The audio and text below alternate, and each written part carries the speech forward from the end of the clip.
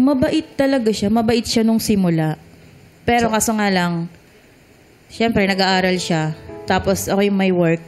So, pagka kailangan niya, binibigyan ko. Kasi ako yung meron eh. Bibigyan ko, wala ka. Bibigyan kita. Tulong ko yan as partner. Partner mo. Tapos yun ang hanggang sa tag dito. Parang sa akin na lahat.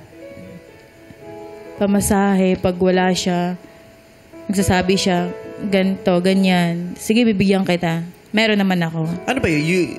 Kinuha mo yung responsibilidad ng ikaw ang nagdidesisyon o ina-impose na sa'yo yung, alam mo yun, yung, sa simula, di ba may gusto ka naman, di ba, na maluwag sa kalooban mo yun to give.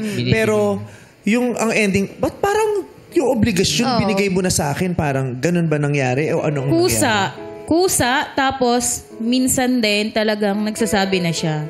Kasi kailangan nga na ganito.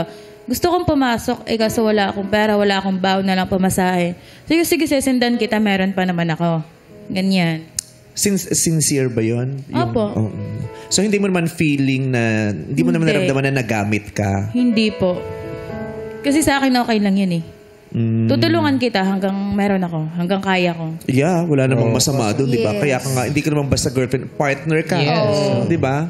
Partners kayong dalawa. Galing sa love yung binibigay niyang tulong. True. Di ba? For us, wala namang masama talaga dun eh. Wala nga rin siyang yung hindi natin pwedeng ma-impose sa tao na dapat ito lang yung binibigay mo ha. Dapat hanggang ganito ka. Nasa sa kanya yun eh. Kasi siya yung may kakayahan o siya yung nagde-decide para sa kanyang sarili eh. Ang wish lang natin dapat yung kabutihan at generosity ng maraming tao na ginagawa nila yun dahil sa kagandahan ng kanilang puso, dapat hindi yun naaabuso. Tama. At tinitake advantage. Diba? Wala namang masama kung maging palabigay ka, diba? Diba? Generous ka, diba? Ang masama doon kung tinitake advantage yung kabutihan ng tao. Correct.